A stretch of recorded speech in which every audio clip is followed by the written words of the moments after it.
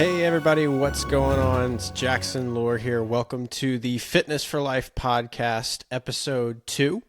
Today I am going to be talking about essentially what you do when you are just getting into weightlifting. You want to know how often to work out, what to do, all that. So I'm going to be outlining sort of my approach to what that looks like as a beginner to the gym.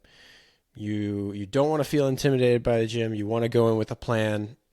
This is my approach to what that would look like. So what you're going to start with is the first question I usually get is, okay, how often should I be going to the gym? How often should I be exercising? If you are new to this, if you are new to exercising on a regular basis, or you're just coming back to it and it's something you don't already have as a habit, what I recommend and what a lot of professionals will recommend is the 3 times a week approach. Essentially, there's no magic to that number. 3, 4, the number isn't specific to, okay, I'm going to get this result from training 3 times a week. The reality is that 3 times a week for a lot of people tends to be on the threshold of it's going to give you enough work that you're going to be able to make some serious changes to your mental and physical health in a positive manner. Just training 3 times a week, it's also going to give you enough time to recover in between each of your training sessions.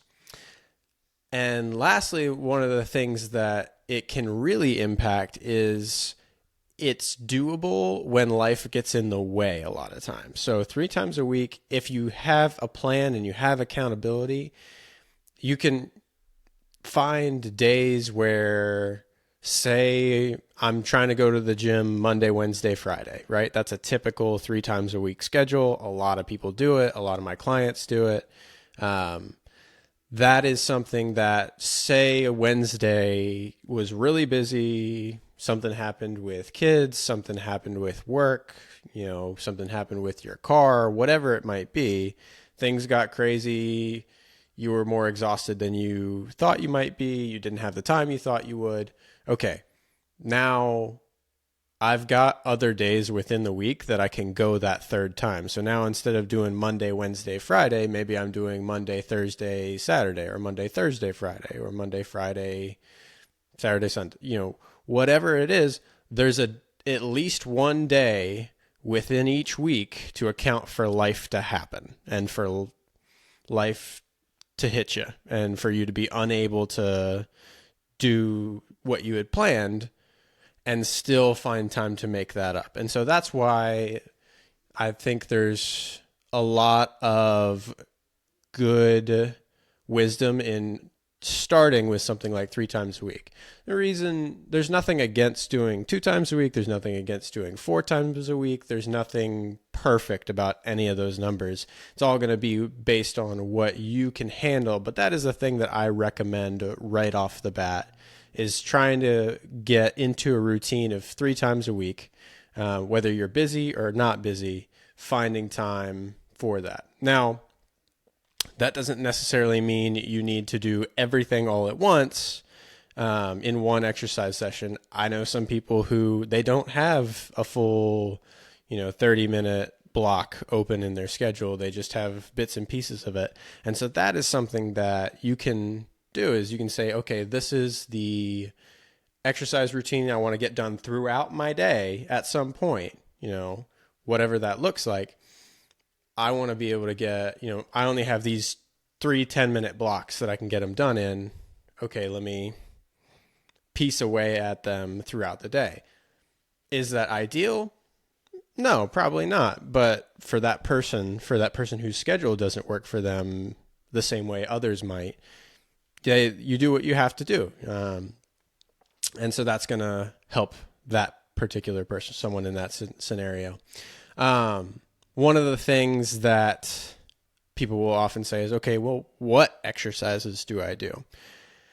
This is something that can vary from person to person. The smart answer for most people is, well, it depends. It depends on what your injury history is. It depends on what you're used to, what you like. The biggest thing is to find a form of exercise you enjoy and to do it consistently.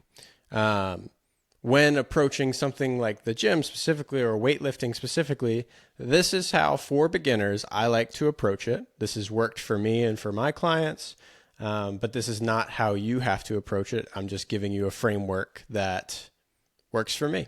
And so the way I approach things is I have, if you're not training for something in particular, I look at basically 5 things. So I want some sort of upper body push exercise, some sort of upper body pull exercise. So a push might be like a chest press or a shoulder press, some variations of that.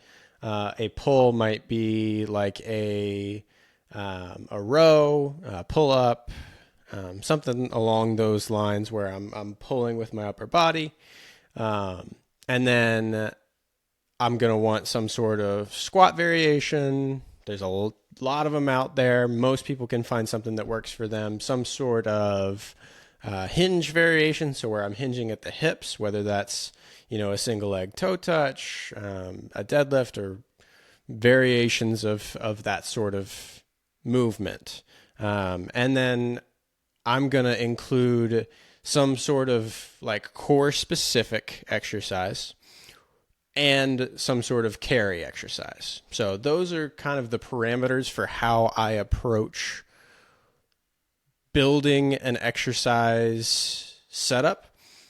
Those are the exercises I'm going to do. As far as sets and reps now. So sets are essentially the number of times you're going to do an exercise, or a number of times you're going to go through your rounds of exercise, while as reps is how many repetitions are you going to do each set. And so sets, I like to sit somewhere between 3 and 6 when you're first approaching your exercise routine. Now, if you're someone who is a little stronger, is a little healthier, you want to probably push that up towards the higher end. And there's no specific reason why I go with any of those. It's simply, I find it's what helps introduce people to the gym best, especially if they are trying to do it on their own. And so what you'll want to do, find a number that works for you within that range. You can push one way or the other based on how much you really want to push yourself. And then we're doing somewhere between 5 and 8 reps each set. And so that is going to give you, I prefer when people are first starting out kind of to do the 5x5. So I've got basically 5 exercises, I've got 5 sets, and I've got 5 reps. Biggest reason is because it's easy to remember on the first hand. And when you're only doing 5 reps, it's easier to push yourself a little harder, especially at the beginning, without getting overly sore. The reason that is something that I want to do, especially at first, or I want to avoid, especially at first, soreness being, is because you need to enjoy what you're doing to some degree. You need to not hate it or hate yourself for having done it the next day. And a lot of people find over time that they really do enjoy that feeling of soreness. They enjoy the feeling of having done something that can really feel bad because they know they feel the sense of accomplishment that they've worked really hard the previous day. And that is something that some people really enjoy, but I find most of the people I work with don't want that feeling. They want to feel like they exerted themselves, but they don't want to feel dead the next day. They want to be able to move. They want to be able to sit on the toilet without pain. And so that is something I keep in mind when I'm first training or first working with people or recommending what they do for them getting back into the gym or getting into the gym for the first time and really lifting weights for the first time. So like I said, We'll do the 5x5. You're going to shoot for 3 times a week.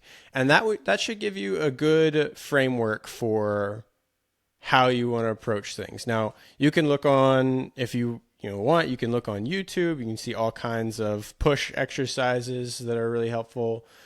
You can ask people at the gym, wherever gym you're at. Most people in the gym are going to be super helpful for stuff like this.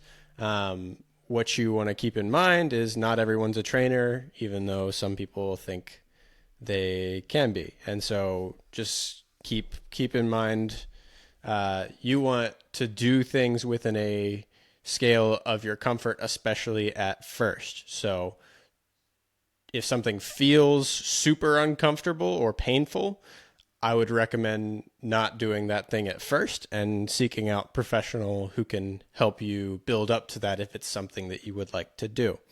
But yeah, so I approach things in general with the push, upper body push and upper body pull.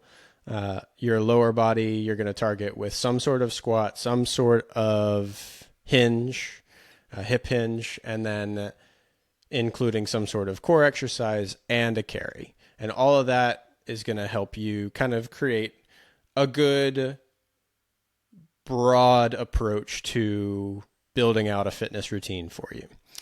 If you are interested in kind of seeing what that would look like on the whole, what I would recommend is I'm going to be dropping a program. I'm going to be calling it the 5x5x5, which is essentially just my approach to, okay, if you were to build your own fitness program, what would it look like in that sort of framework? And it's going to be free.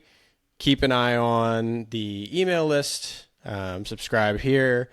You'll be able to see it on my website in not too long. So keep an eye on that. If you guys want to see that and want to get access to that, I will be dropping that soon. Thanks, guys, for listening. I hope this was helpful.